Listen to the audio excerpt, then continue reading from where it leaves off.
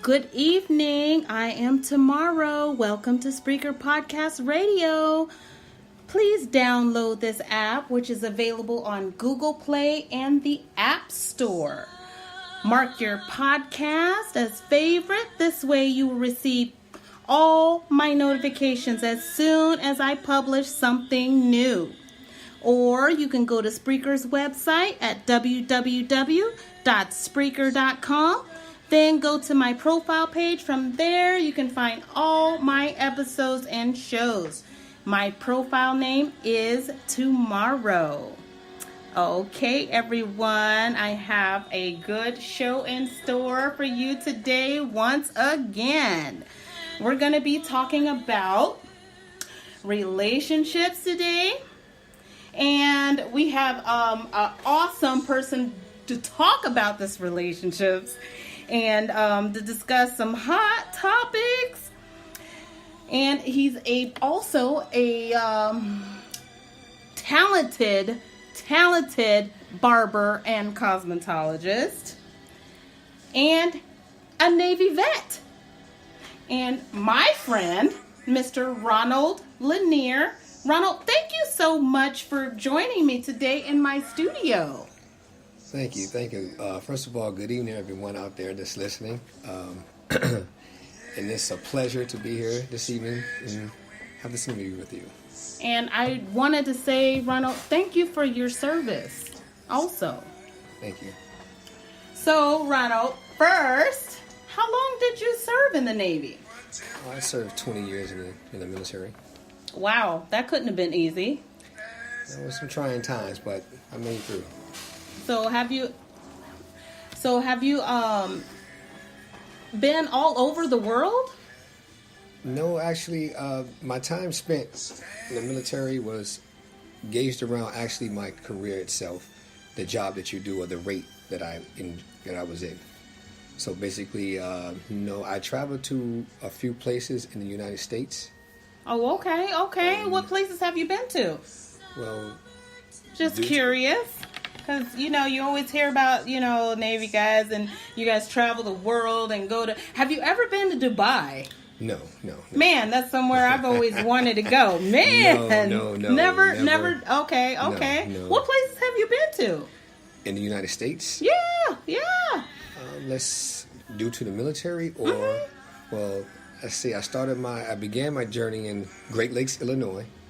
Oh, okay. Boot camp. Oh, and that is in Illinois, Chicago, right? Yeah, Chicagoland area. Yes. Now, question: have you had those Chicago dogs? Yes, I've had Chicago dogs, Italian beef sandwiches, pizza puffs. Are those good? Yes, they are. Chicago's a foodie town. Oh. It's a foodie town. So you have to indulge in the likes of Chicagoans. You know that they love their pizza. Oh, okay. Mm-hmm. How long is the because you went to school there or? No, I went to boot camp there. Oh, okay. How long is the boot camp? 2.5, 3 months. Oh, okay. Because you had to class up and all that kind of stuff like that. And then once you finish your time there, you leave and then you'll go to your school. Oh, okay.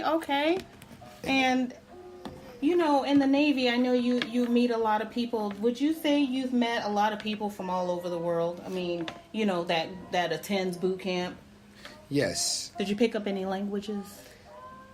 Throughout my time spent in the Navy and before the Navy, I met few people from all over the world, but definitely in the military, I was able to meet people from all kinds of places and learn all kinds of things. Ronald, where did you grow up? I grew up in Norfolk, Virginia. Oh, okay. So you're from here. You're from our Hampton Roads area. That's right. Norfolk, Virginia. Well, how was life here growing up in Norfolk? Well, you want me to sugarcoat that answer, or do you want the truth? No, I really would like our listeners to get an idea of who you are as a person, and I know as one who is a talented barber who even cuts my hair and makes me beautiful. Well, how was growing up in Norfolk? Growing up in Norfolk, and I was born in the 70s, so basically we're talking about the time frame I was growing up. it was in the 80s, and it was during the crack era. So, not to elaborate on that too much, let's just understand that when the crack hit, the devastation that it took on people abroad, it was hard. And I lived a life where you stay in your lane and you don't do things that you're not familiar with or you want to become familiar with. So, in surviving that. Well, that couldn't have been easy growing up. Now, who raised you? Did you grow up with both parents in the home, with sisters, brothers? I grew up with, I was raised by my mother, and I also had 2 younger siblings. And we grew up in this environment that I just explained to you. Did you have sisters? Was that, you said 2 younger siblings, were they? There were two sisters, yes. Correct. Oh, okay, were you the youngest? No, I'm the oldest. Oh, you're the oldest. I'm the oldest. Man, so you kind of had to set the bar for the girls. This is correct. Okay, so you're the oldest. Were you fighting their battles in school and everything? And was it that kind mostly of... it was a shared responsibility, because at the same time, here, growing up, if you were a fair-skinned person, you already had your battle set for you before you even step out of your doorstep. So before leaving home, my sister and I, we were a little fairer than most people that lived in my neighborhood. So we had to always have each other's back. Okay, so did that lead to a lot of fights and a lot of kind of like discrimination within your own race? Yeah, some scuffles here and there. You know, a few fisticuffs. You know, I gotta look out for my sister. She has to look out for me. Like that word, fisticuffs. Yes, but okay. You know, because no one can do it like family. So we always kept it where we always had each other's back. So I watched her back, she watched mine, and that's just how it worked. Oh, okay. So that was couldn't have been easy, especially being the only male. Yes. Right, because you said you grew up with your mother. That's correct. And did you say your grandmother? No, just my mother. Okay. So just your mother. Okay. So you grew up surrounded by women. Correct. So you learned a lot about relationships. This is correct. Yes. Okay. And did you go to school? So you high school and everything out here? So yes, everything. All schooling and everything, because you grew up in Norfolk here. Yes, that's correct. Okay. So I wanted to ask you, what made you decide to be a barber / cosmetologist? Did barber come first and then cosmetologist, or was it kind of simultaneously both? Well, in the multiple question that you asked me, let's go ahead and begin with what made me become a barber. Yes, we would. I would love to, and I'm sure our listeners would like to know what kind of led you on that path to become a barber. Well, as I explained before, the era that I was raised in, a lot of times the mother would send you to the barbershop. And as a young child, a lot of parents don't do that now. The mother or father go to take them to the barbershop. I was sent to the barbershop. And my mother would always say, son, take this money and go to the barbershop. Now, as I'm sitting in this barbershop, you're a young guy and you're around all these older gentlemen. The ages in the shop vary. So you're going from an elderly person down to someone as young as myself. And as you sit in this barbershop, it's a whole lot going on. It's like a compilation gumbo type thing. There are different conversations going on, and you basically, it's in the mix. And as the barbers are calling people up, you don't know actually where you're placed, because as a young guy, you're just sitting in the barbershop. So amongst hearing all this conversation and seeing all these different people, and it's a whole lot going on. So you're like, I don't know if I'm fifth, second, third. So you don't know if you're being skipped. You don't know if your barber is on point. You don't even know who's going to cut your hair until that person, a chair becomes available. So wow. Yeah. So in seeing this, I saw like the fact that people were getting haircuts, and as they were getting haircuts, they could come in one way, like, man, I'm looking kind of shabby, I'm looking a little rough, and then boom, they get the haircut. It's like $1 million. And the aesthetics of the situation, just how the fact that you could get a haircut and it would change your mood, just from coming in looking rough and beat down to, wow, I feel like $1 million. Like I said, the aesthetics of that made me feel some kind of way, like, wow, the happiness. Because at the same time, I'm getting a haircut. So I know I looked a little rough, a little shabby, and then boom, I would get a haircut, and I would feel better. So that sparked something.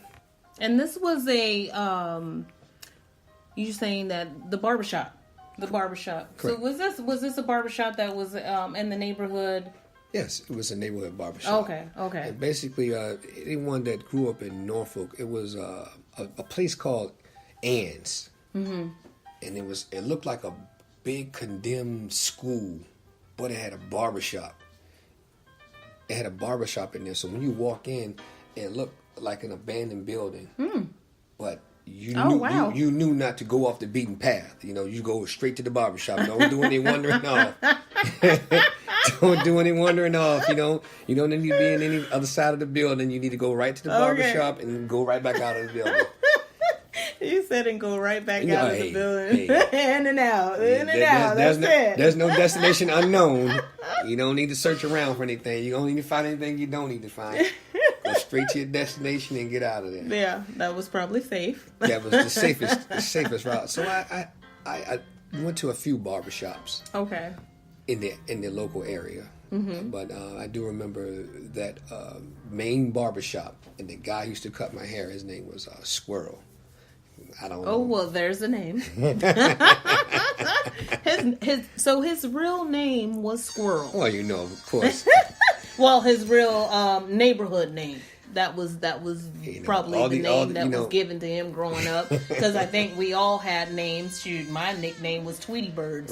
So I think that we all had kind of nicknames growing up. All these different monikers that people Ron, what was your name growing up? Do you care to share that? Because if Squirrel had one, I know you had one. Well, definitely. I just gave mine. Well, I definitely had a middle name. My nickname, my moniker at the time was Tank. So, if anyone called me Tank, it was definitely someone that knew me, knew my family. So you knew that if you used that name and you said that name, I knew that you were someone that was very close to me. Very near and dear. Wow. Wow, that's interesting. So that's what kind of led you to the point of being a barber, or wanting the desire yes, be that sparked something.